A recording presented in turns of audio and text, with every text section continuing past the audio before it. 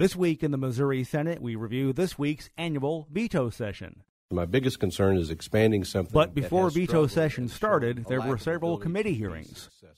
The Joint Committee on Education kicked things off Tuesday morning with a lengthy discussion on charter schools.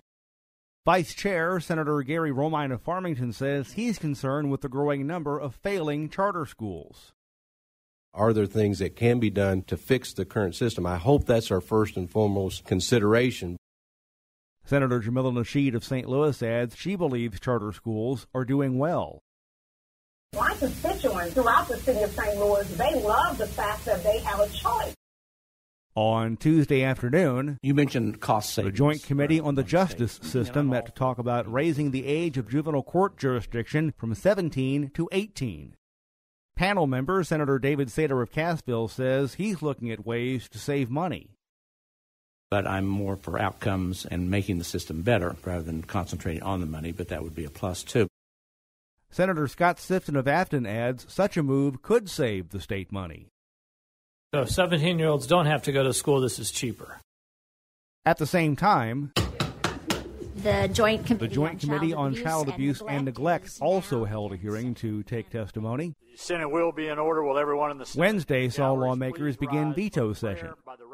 There were 5 individual measures and line items in 3 appropriations bills that were vetoed this year.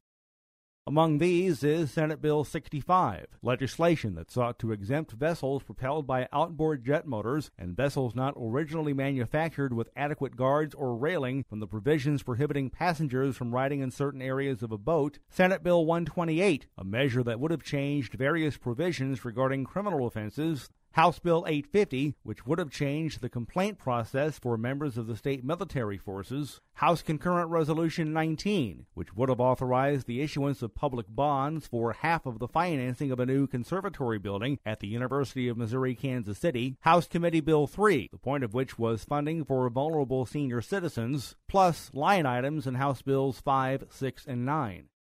No move to override vetoes was made in the Missouri Senate. I state your name. Former State Rep. Sandy Crawford of Buffalo is now Missouri Senator Sandy Crawford. She was sworn in just before veto session started on Wednesday. She replaces now Lieutenant Governor Mike Parson, representing Missouri's 28th senatorial district. Thank you, Mr. President. No further Next up for lawmakers on December 1st will be the pre-filing of bills for next year's regular legislative session. Stand adjourned. And remember, you can follow these and other issues facing the Missouri Senate by visiting our website, senate.mo.gov. Reporting from the state capitol, I'm Dean Morgan.